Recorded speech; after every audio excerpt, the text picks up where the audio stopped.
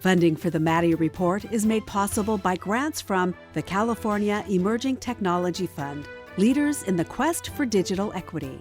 The James Irvine Foundation, committed to a California where all low-income workers have the power to advance economically. Fresno State Associated Students, Inc., students serving students. BNSF Railway, moving our economy for 160 years. And The Wonderful Company. The Maddy Report is also made possible thanks to contributions from Harris Ranch Inn and Restaurant and E&J Gallo Winery.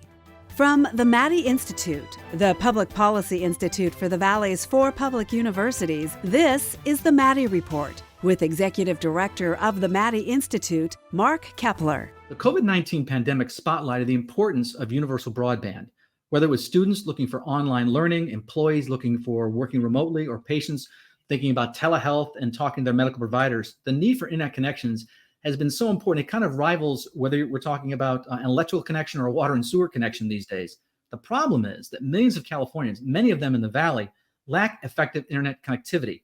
Our guest is Joseph Hayes. He's a senior research associate at the non-partisan Public Policy Institute of California, and he recently co-authored an article entitled Achieving Universal Broadband in California. Welcome to the Maddy Report. Thanks. Happy to be here, Mark.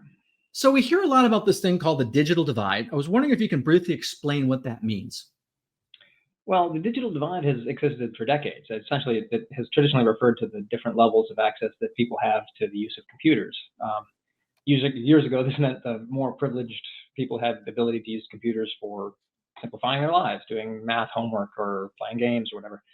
Now, of course, it's much more serious. It refers to the ability to connect those computers or tablets or smartphones to the internet for all the reasons that it's increasingly important to do so these days.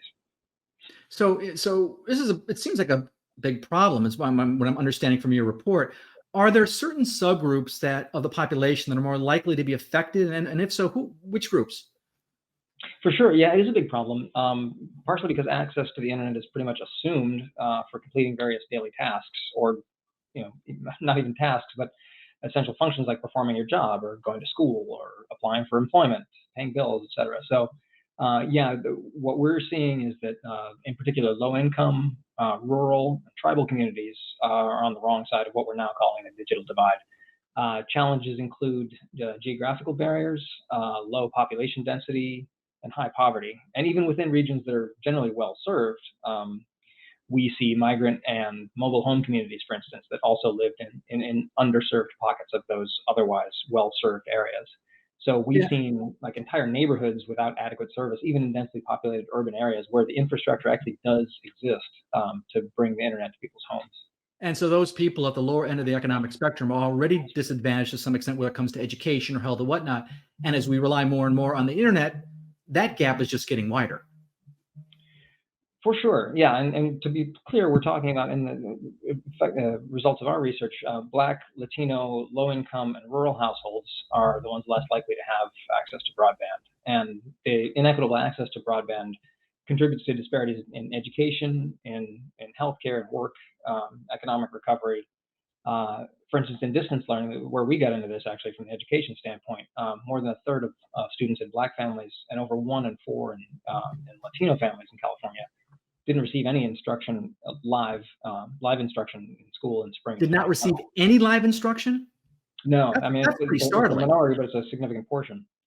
Yeah, but that's pretty significant. That's pretty startling. And they're already having some challenges, educational challenges. Then you add on top of that, they're not getting any live instruction. They're just seems like they do, and no really good connectivity, falling farther and farther behind.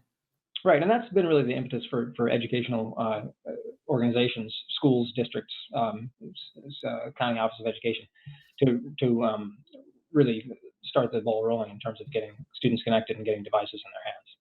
Yeah, the other thing that's interesting that you point out in your report was the increase in remote working. Right now, it does seem to advantage people that are highly educated, whose work can be done from a home office, something like we're doing today. But if you're doing manual labor, obviously you can't do that. So it seems like I think you said before the pandemic, 20% people worked 20% worked during the pandemic from home, 5% before. So it went from 5% to 20%. And you're saying in California it went to 22%.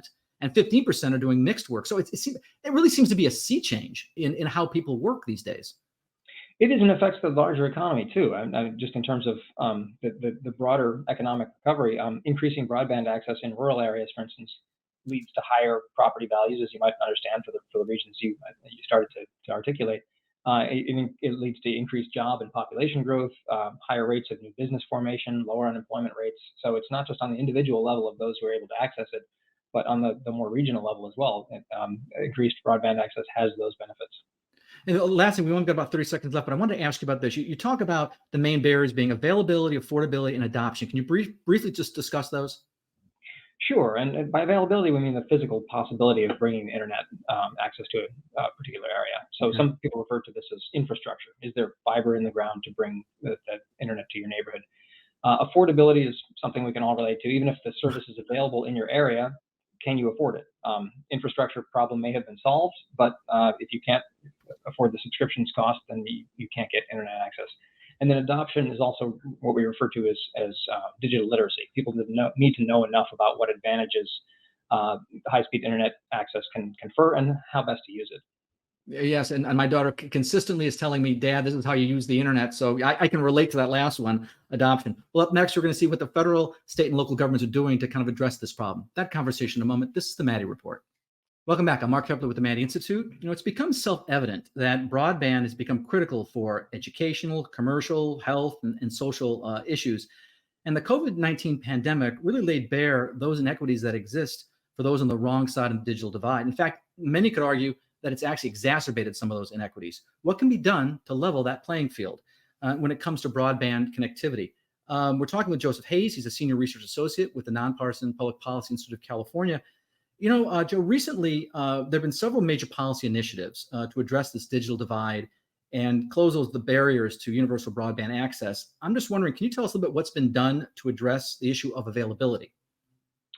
Well, at the federal level, Mark, the largest investments in addressing availability belong to the Infrastructure and Investment and Jobs Act, IIJA, of 2021, provided $65 billion specifically toward broadband deployment and adoption nationwide. As part of this, there's a whole host of sub-programs. The NTIA, the National Telecommunications and Information Administration, has $42 billion in deploying broadband. And also they run the NTIA runs a tribal connectivity broadband program, $3 billion worth. And the USDA has a Reconnect and the Rural Development Broadband programs, specifically aimed at tribal communities and rural areas as well. At the state level, a portion of State Bill 156, which I think we'll probably talk about a little bit more because it's the subject of the report that you mentioned earlier, is addressing infrastructure issues as well as adoption as well. I mean, and that's the thing. I mean, you have to look at this almost like roads, right? I mean, this is a major infrastructure project, and I was just doing a back of the envelope addition of some of the things you note in your report, and I came up with $72 billion that's going toward these products. So it is very significant.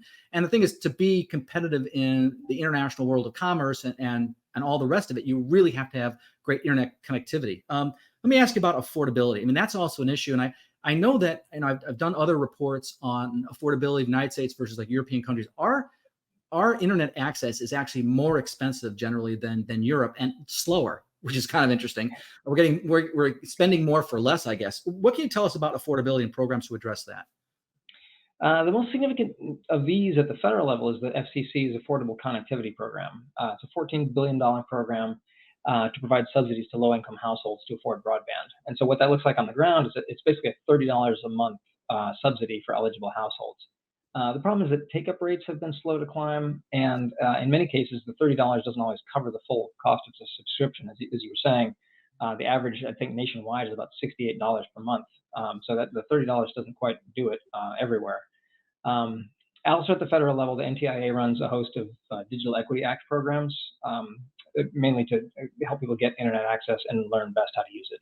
Yeah, one of the problems though is reaching these communities and making them aware of these opportunities and these programs. Sometimes that's kind of an issue. Let me ask you about this. What about adoption? That's also an issue, and that is, that digital literacy you're talking about. What's being done there? So the NTIA Digital Equity Act programs that I mentioned earlier also focus on digital literacy, and as I mentioned, that the adoption is also a part of the focus of the IIJA.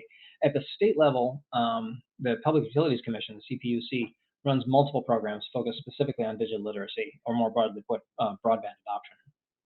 Yeah, but I also noticed in your report, you talked about the fact that Governor Newsom issued an executive order in August of 2020, calling this the Broadband Action Plan. And they had three basic goals: high performance broadband, affordable broadband, and training and support for those, using, I guess, the internet.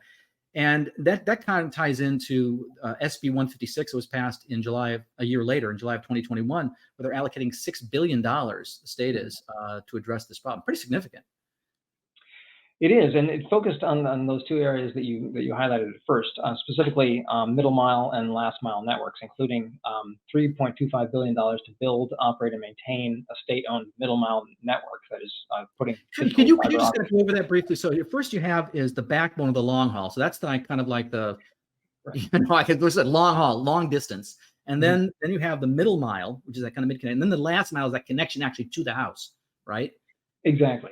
Right. Okay. So the long haul is the sort of global network, including the undersea cables going from continent to continent.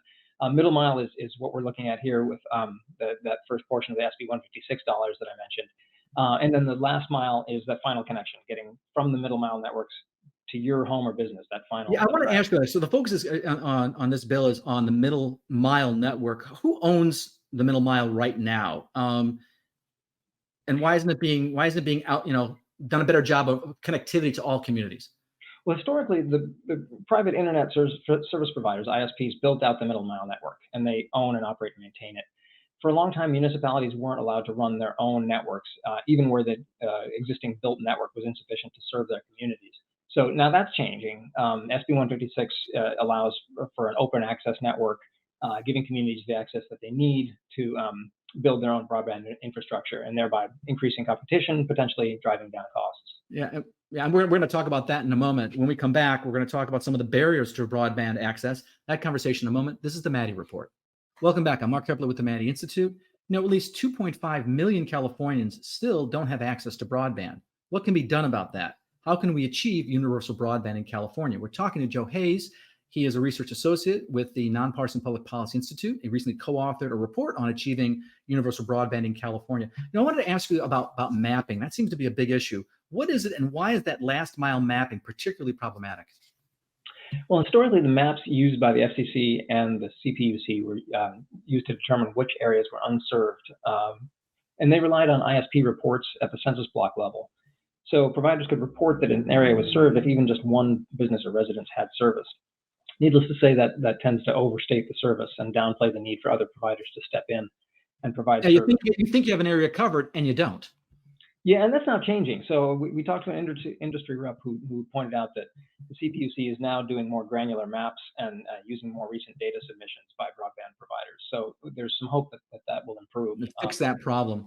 There's different, the fact that ISPs, these internet service providers, have generally failed to reach certain communities means that achieving the goal of universal broadband probably means some public involvement in either ownership or operations. What are some of the options that are being considered?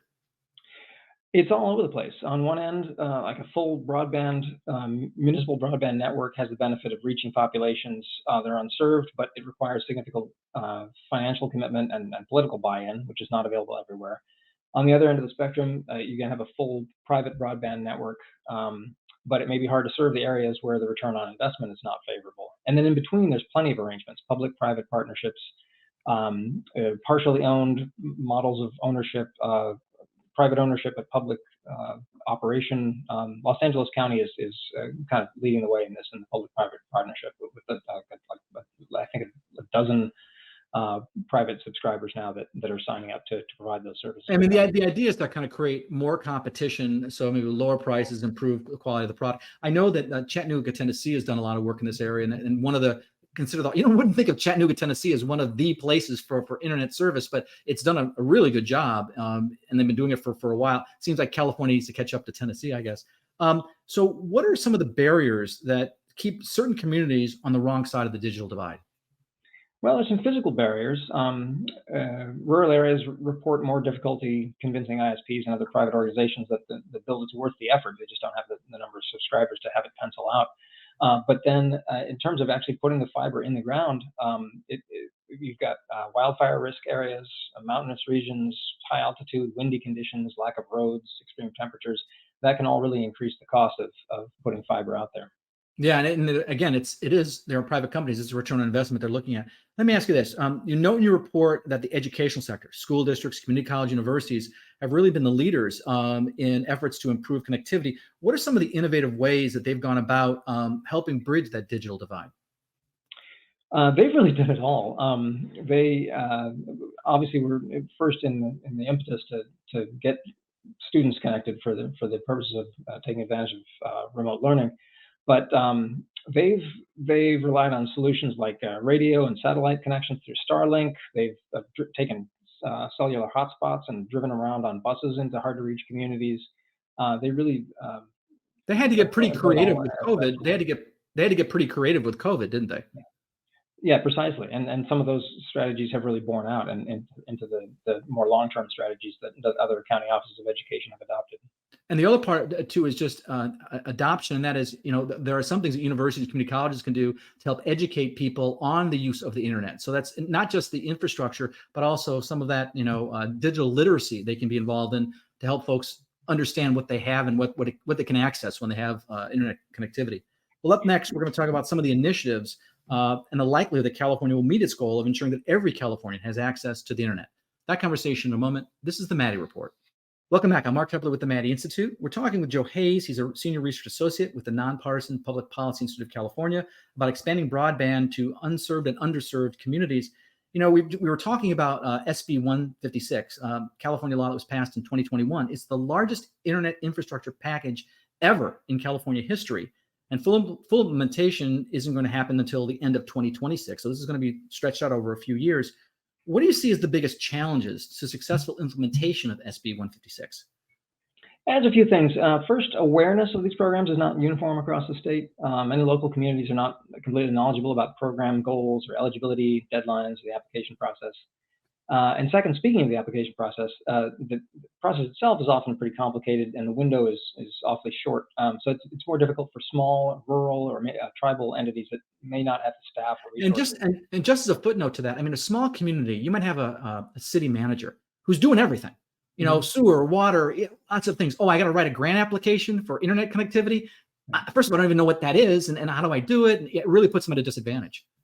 Yeah, one thing that has become clear in our recommendations of this, there are several clearinghouses for this kind of information, associations of governments and other regional consortia that are specifically designed for this.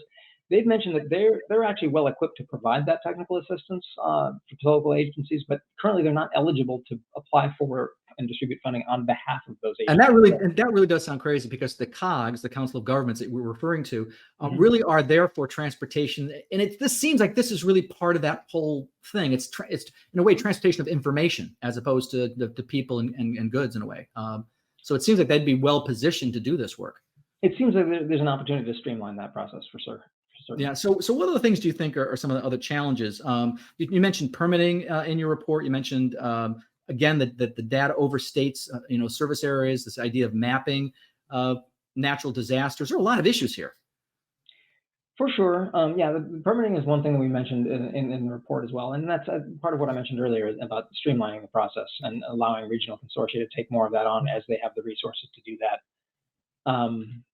You also mentioned, the other thing you mentioned, which you don't think about this, but I thought that was a really interesting point, and that is labor shortages in the supply chain. There's also the need for people to do this, and some of those people may be working in construction. Do we have enough electricians or what have you to do this work? That's also an issue.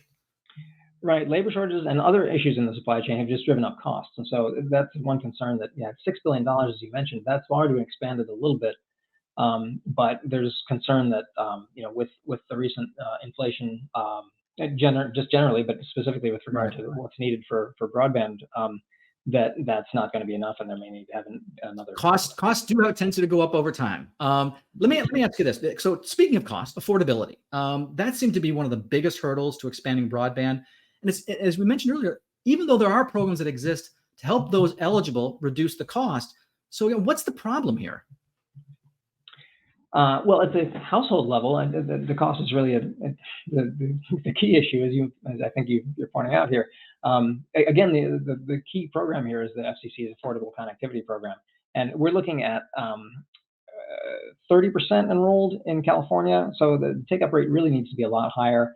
And then even then, as I mentioned earlier, that the $30 a month is a great start, but it is not necessarily going to get everybody all the way there, depending on what region of the country you live in. Right. And you have a limited amount of income. You're a minimum wage employee or a low wage employee, and you've got to decide rent, which is going to be huge in California, right? And then food and health insurance and down the line. And the internet. Something's got to give. And that obviously is a big impact on lower income people. So you referred to digital literacy as being the last barrier to broadband. What do you mean by that? Well, so working parents, for instance, people in underserved rural areas may not have the capacity to wholly take advantage of full internet access.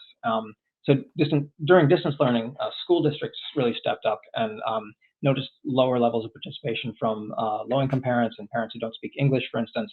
And there's a concern that they're not necessarily able to help their children navigate the digital resources that they need to take their homework. The children may end up helping the parents. As they learn through the school, they actually educate the parents. Let me ask you this. We've only got about a minute left, but I want to ask you about your recommendations.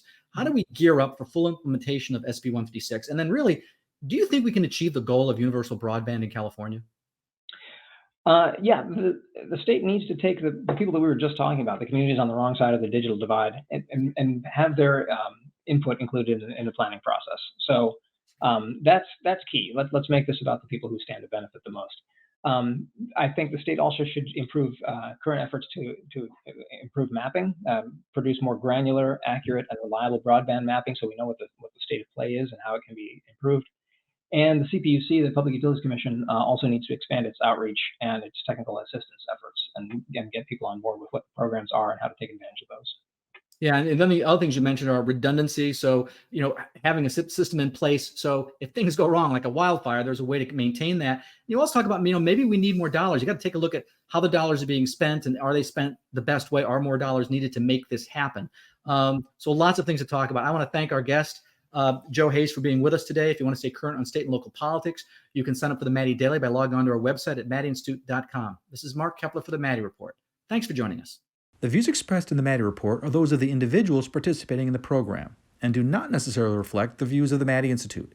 If you'd like to share your thoughts about today's episode of the Maddy Report, please visit our website at maddyinstitute.org.